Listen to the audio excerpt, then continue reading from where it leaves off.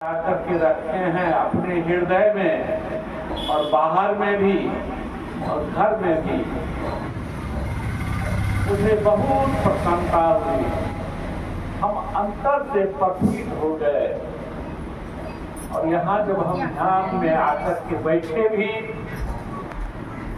हमें बहुत अपने आप में शांति मिली। यह इनकी सद्भावना और यही समझते हैं इनकी भक्ति की प्रताप है। दूसरी बात, आज हमारे बीच से हमारे अभी भी इस संसार से चले गए। कहाँ चले गए? कहीं नहीं गए हैं, केवल अपना चोला बदले हैं। हम लोग भ्रम में हैं जो वो नहीं रहे, मर गए। यह हमारी नासमझी होगी। कहे कि आत्मा सदा अमर रहता है, आत्मा कभी मरता ही नहीं है। अभी आपने सुना नैनम छिदंती शस्त्राणी नैनम दहती बाहुकर। इस आत्मा को कोई अस्त्र शस्त्र मार नहीं सकता, छेदा नहीं कर सकता, न इसे अग्नि जला सकती है, न वायु इसे सुखा सकती है, न जल इसे गीला कर सकता है। ऐसा जो आत्मा है वो कभी मरता ही नहीं है।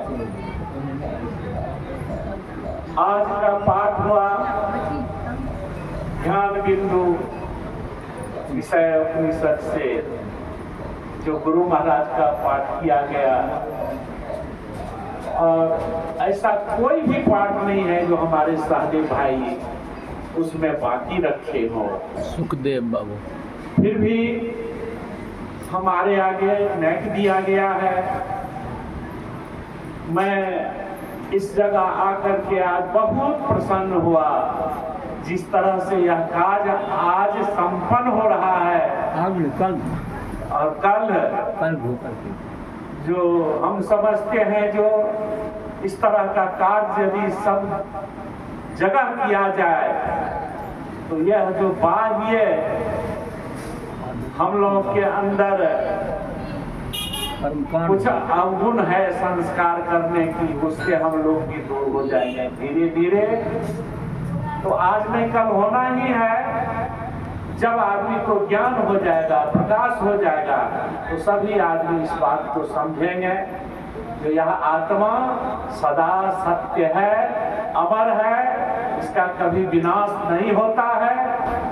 इसीलिए यह काम जो है सत्संग से माध्यम से कराने से बहुत बड़ा लाभदायक है। वास्तव में हम आप इस संसार में, इस शरीर में पसरे हुए हैं। और यह शरीर क्या है? इस शरीर को मल का द्वार कहा गया है।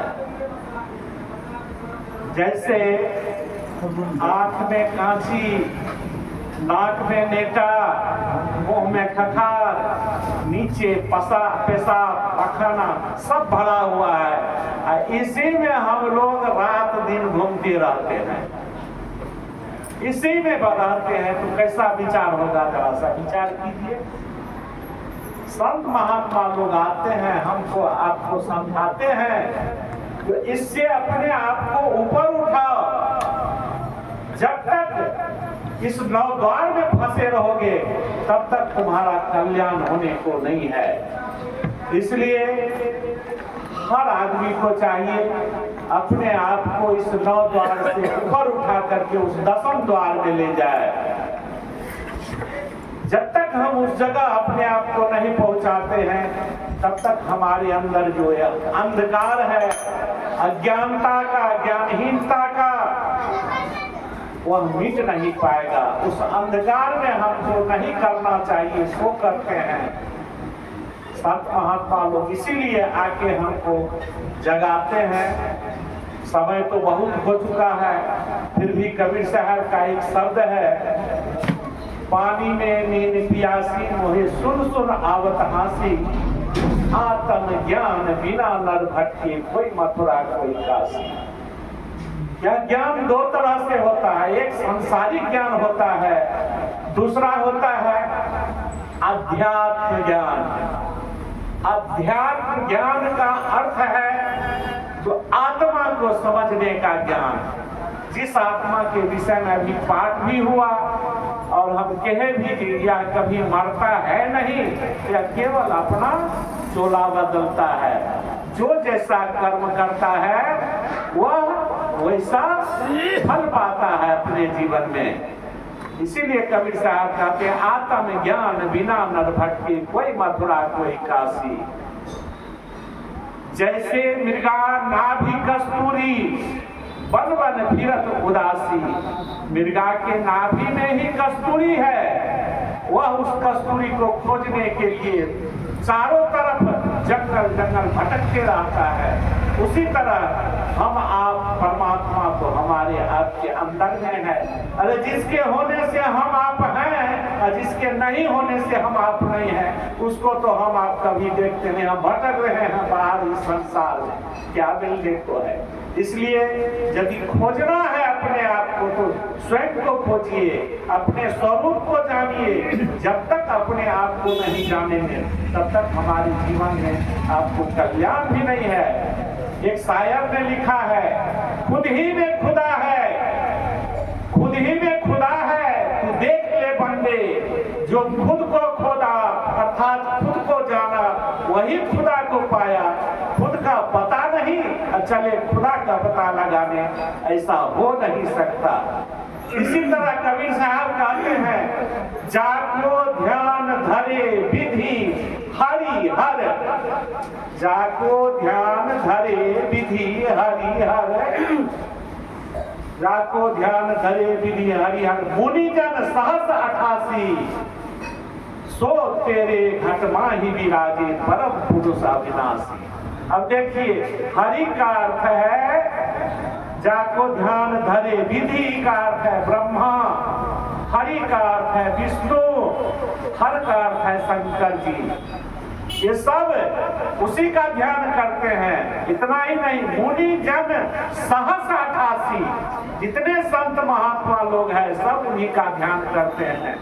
फिर कहते हैं सो तेरे घट माही विराजे परम पुरुष अविनाशी।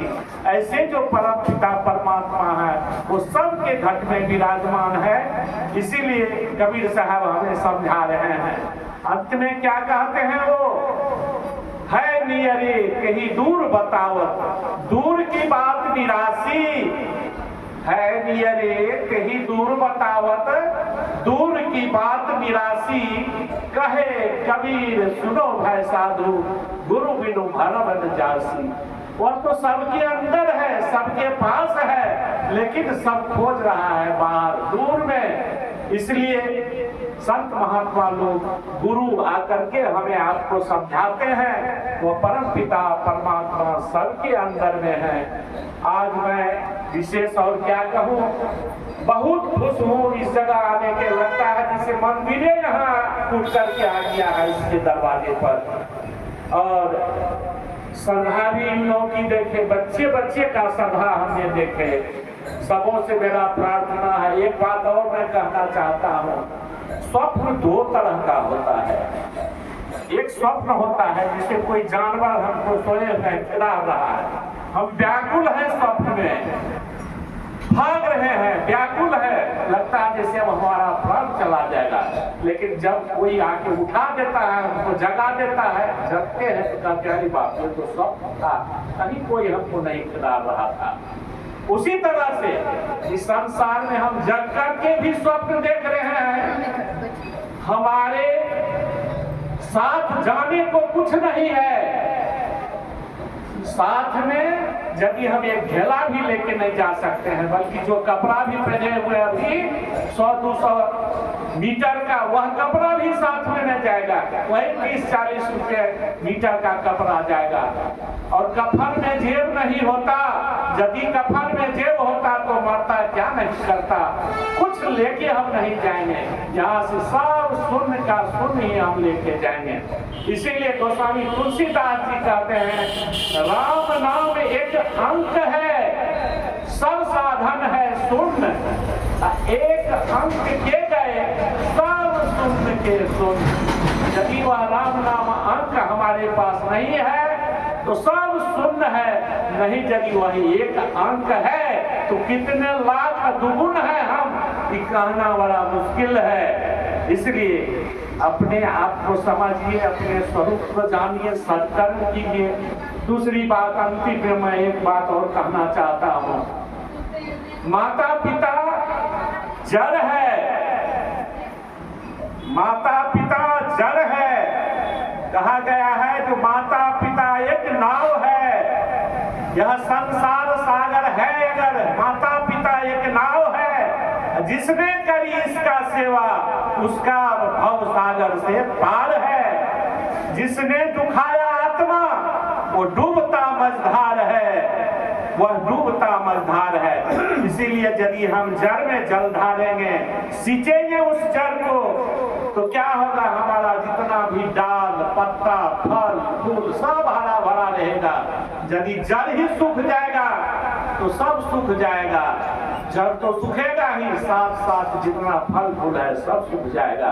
मैं इतना ही कह के अपने वचन को विराम देता हूँ।